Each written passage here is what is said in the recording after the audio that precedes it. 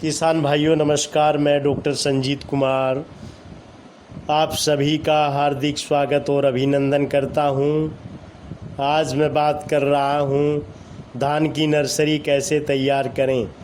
धान की नर्सरी तैयार करने के लिए कुछ महत्वपूर्ण बिंदु हैं जिन पर ध्यान देना अति आवश्यक है। इसमें सबसे पहले हम बात करते हैं खेत के चुनाव की। तो धान की नर्सरी तैयार करने के लिए ऐसे खेतों का चुनाव करना चाहिए जहां पर सिंचाई के पर्याप्त साधन हो, साथ ही साथ उस खेत से फालतू पानी को आसानी से निकाला जा सके, यानी कि जल निकास की भी पर्याप्त साधन वहां पर उपलब्ध हो। और इसके बाद हम बात करते हैं मिट्टी की। तो मिट्टी जो सबसे उपयुक्त मिट्टी मानी जाती है धान की नर्सरी के लिए, वो चिकनी दोमट मिट्टी अच्छी रहती है। चिकनी दोमट मिट्टी जो पौधों की जो बढ़वार है उसमें अच्छी होती है धान के। और इसके बाद हम बात करते हैं खेत की तैयारी की। तो खेत की तैयारी के लिए सबसे पहले मई के प्रथम सप्ताह में एक गहरी जुताई कर दें और गहरी जुताई करके खेत को खाली छोड़ दें। जैसे ही तेज़ धूप वहाँ पर पड़ेगी तो उससे भूमि में उपस्थित कीड़े मकोड़े व खरपतवार तेज़ धूप के कारण नष्ट हो जाएंगे। इसके बाद जब हम नर्सरी की बुआई करते हैं तो उस समय 2-3 जुताई करके जो है मिट्टी को भुरभुरा बना लेते हैं और जुताई के बाद पाटा भी लगाते रहें जिससे खेत की समतलता बनी रहे। इसके बाद हम बात करते हैं उन्नतशील प्रजातियों की। तो धान के लिए जो उन्नतशील प्रजातियां हैं उनमें शीघ्र पकने वाली प्रजाति हैं, जैसे नरेंद्र 97, नरेंद्र 118, नरेंद्र 80, नरेंद्र धान 1, नरेंद्र धान 2, शुष्क सम्राट आदि प्रजाति शीघ्र पकने वाली प्रजाति हैं। और दूसरी है मध्यम पकने वाली प्रजाति। इसमें नरेंद्र 359, सरजू 52, नरेंद्र धान 3112, नरेंद्र धान 2026, नरेंद्र धान 2064, नरेंद्र धान 2056 आदि प्रजाति जो है मध्यम प्रजाति हैं।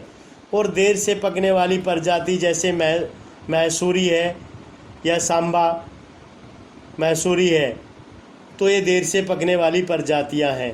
जहाँ पर पानी के पर्याप्त साधन हो वहाँ पर देर से पकने वाली प्रजातियों का चयन करते हैं किसान लोग। इसके बाद हम बात करते हैं धान की सुगंधित प्रजातियों की। तो धान की सुगंधित प्रजातियाँ जैसे बासमती 370, कस्तूरी, नरेंद्र लालमती, पूसा बासमती 1, हरियाणा बासमती 1, तरावड़ी, मालवीय सुगंध, नरेंद्र सुगंध, पूसा सुगंध आदि जो प्रजाति हैं धान की सुगंधित प्रजाति हैं। तो जो किसान भाई घरेलू आवश्यकता के लिए या बाज़ार में सप्लाई के लिए सुगंधित प्रजाति उगाना चाहते हैं तो वो इनमें से किसी भी प्रजाति का चुनाव कर सकते हैं। इसके बाद हम बात करते हैं ऊसर सहनशील प्रजातियाँ। धान की खेती कुछ ऐसे एरियो में भी की जाती है जहाँ पर ऊसरपन है, और ऊसर सहनशील प्रजाति जैसे ऊसर 1, नरेंद्र धान, ऊसर 2, नरेंद्र धान ऊसर 3, नरेंद्र ऊसर धान 2009, नरेंद्र ऊसर धान 2008 आदि किसी भी प्रजाति का चयन करके आप नर्सरी तैयार कर सकते हैं। कुछ प्रजाति ऐसी हैं किसान भाइयों जो जल भराव वाले क्षेत्रों में उगाई जाती हैं, जैसे स्वर्णा सब 1, NDR 8002, जल लहरी, जल प्रिया, जल मगन, मधुकर, जल निधि, स्वर्णा आदि।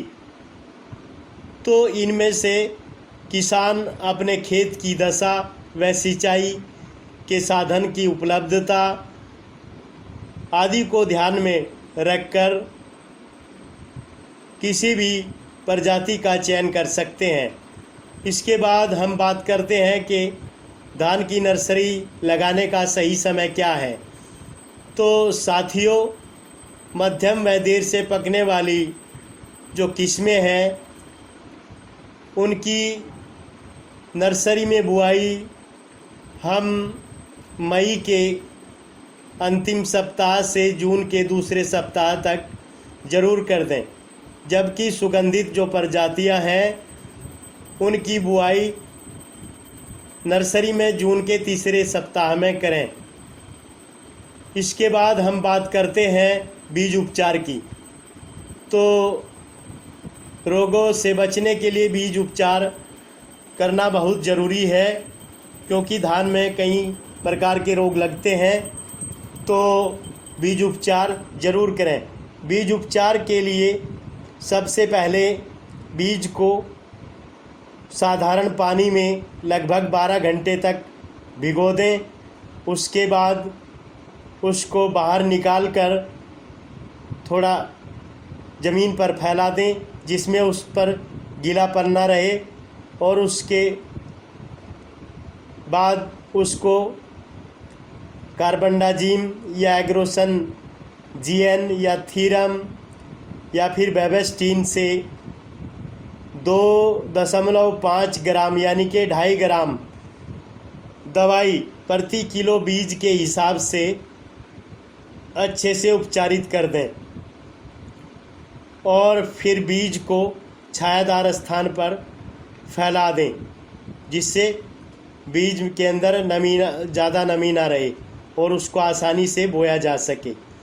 इसके बाद हम नर्सरी के लिए जो बुआई करते हैं उनके लिए बेड की तैयारी करते हैं।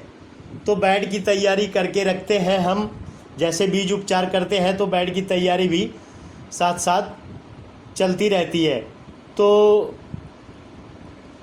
1 हेक्टेयर खेत में रोपाई के लिए लगभग 500 वर्ग मीटर एरिया में नर्सरी तैयार करनी पड़ती है। और नर्सरी के जो बेड्स हैं या क्यारियाँ जिन्हें कहें, उनका आकार 1.25 मीटर चौड़ा तथा 8 मीटर लंबा होना चाहिए। इस प्रकार से 1 हेक्टेयर एरिया के लिए लगभग 50 से 60 क्यारियाँ तैयार कर ली जाती हैं। और क्यारियाँ थोड़ी ज़मीन के धरातल से उठी होनी चाहिए, जिससे वर्षा काल के दौरान फालतू पानी आसानी से बाहर निकाला जा सके। इसके बाद बात करते हैं हम कि उसमें खाद उर्वरकों का कितना कितना इस्तेमाल करें। जैसे ही हम खेत की तैयारी करके क्यारियाँ बना लेते हैं तो उसमें हम लगभग 40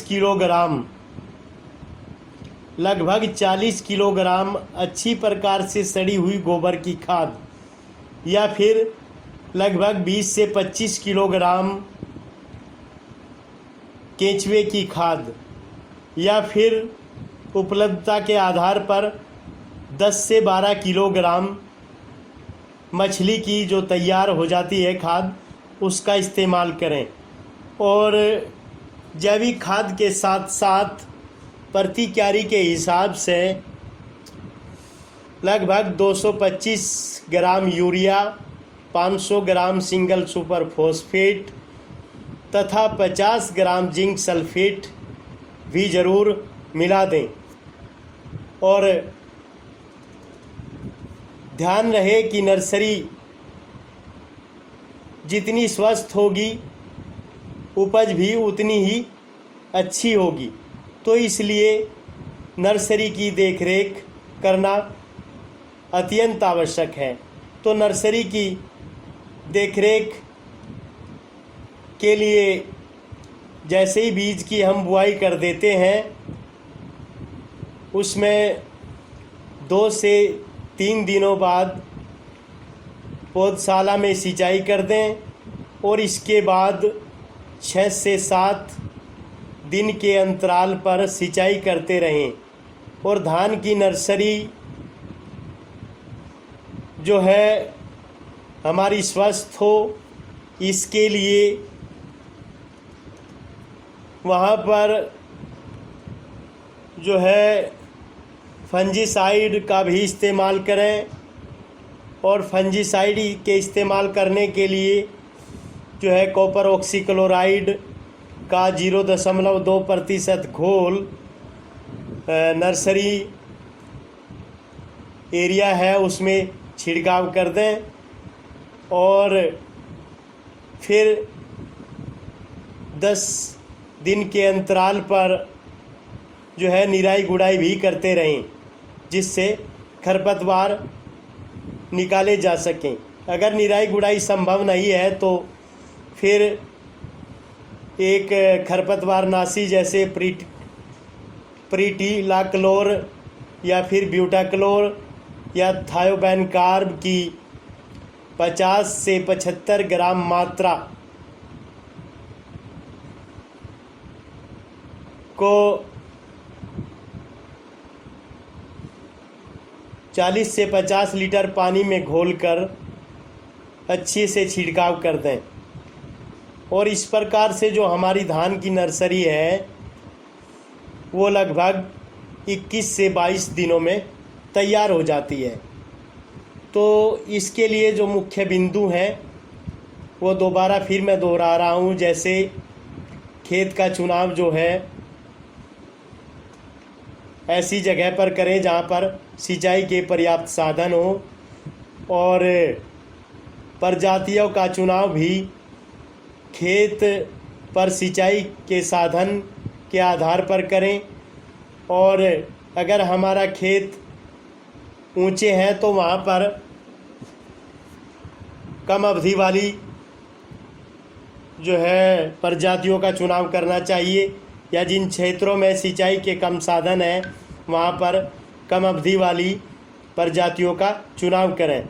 और ऐसे खेत जहाँ पर सिंचाई के पर्याप्त साधन हैं और पानी भी अच्छा खड़ा हो जाता है खेत में, यानी कि वो ज़मीन लोलैंड है, निचली ज़मीन जो है वहाँ पर आप जो है लंबी अवधि वाली या मध्यम प्रजातियों का चुनाव कर सकते हैं। और जो जल भराव वाली ज़मीनें हैं वहाँ पर जल अवरोधी प्रजाति जैसे मैंने पहले बताया उनका चुनाव करना चाहिए।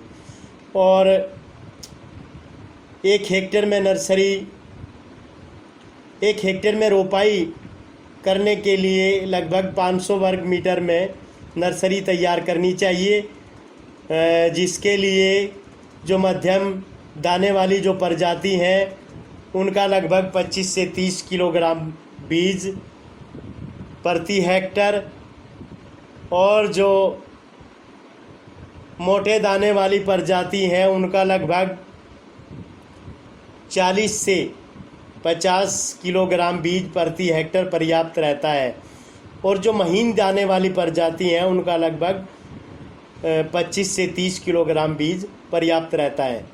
तो किसान भाइयों, मुझे विश्वास है कि आज की दी हुई जो जानकारी है इससे आप कुछ न कुछ लाभ ज़रूर उठाएंगे। धन्यवाद।